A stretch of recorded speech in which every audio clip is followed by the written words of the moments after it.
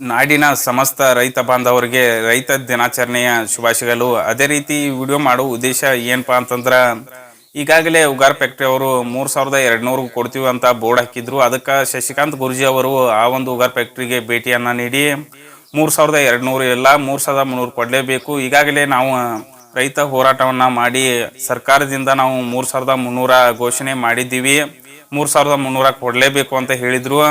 ಅದೇ ರೀತಿ ಆ ಉಗಾರ್ ಫ್ಯಾಕ್ಟ್ರಿ ಅವರು ಆ ಬೋರ್ಡ್ನ 3200 ಇದ್ದಿದ್ದನ್ನ ಬೋರ್ಡ್ನ ತೆಗೆದು 3300 ಕೊಡ್ತೀವಿ ಅಂತ ಹೇಳಿದ್ರು. ಆದ್ರೆ ಈಗ ಉಗಾರ್ ಫ್ಯಾಕ್ಟ್ರಿ ಅವರು ನವೆಂಬರ್ 10ರಿಂದ ನವೆಂಬರ್ 30ರವರೆಗೂ ಬಿಲ್ನ ಬಿಟ್ಟಿದ್ದಾರೆ. ಆದ್ರೆ ಅಲ್ಲಿ 3200 ಬಿಲ್ನ ಘೋಷಣೆ ಮಾಡಿದ್ದಾರೆ. ಅದಕ್ಕೆ ಇವತ್ತಿನ ದಿನ ಒಂದು ಶಶಿಕಾಂತ್ ಗುರೂಜಿ ಅವರು ಮತ್ತು ಚುನ್ನಪ್ಪ ಪೂಜಾರಿ ಅವರು ಉಗಾರ್ ಫ್ಯಾಕ್ಟ್ರಿಗೆ ಭೇಟಿಯನ್ನ ನೀಡುತ್ತಿದ್ದಾರೆ. 3300 ಕಬ್ಬಿನ ಬಿಲ್ ಘೋಷಣೆ ಮಾಡಲೇಬೇಕು, ಇಲ್ಲ ಅಂದ್ರೆ ಉಗಾರ್ ಫ್ಯಾಕ್ಟ್ರಿಯನ್ನ ಮುಚ್ಚಬೇಕು ಎಂಬ ನಿಟ್ಟಿನಲ್ಲಿ ಈ ಒಂದು ಮಾತನ್ನ ಹೇಳಿಕೆ ಇವತ್ತಿನ ದಿನ ಉಗಾರ್ ಫ್ಯಾಕ್ಟ್ರಿಗೆ ಹೋಗುತ್ತಿದ್ದಾರೆ.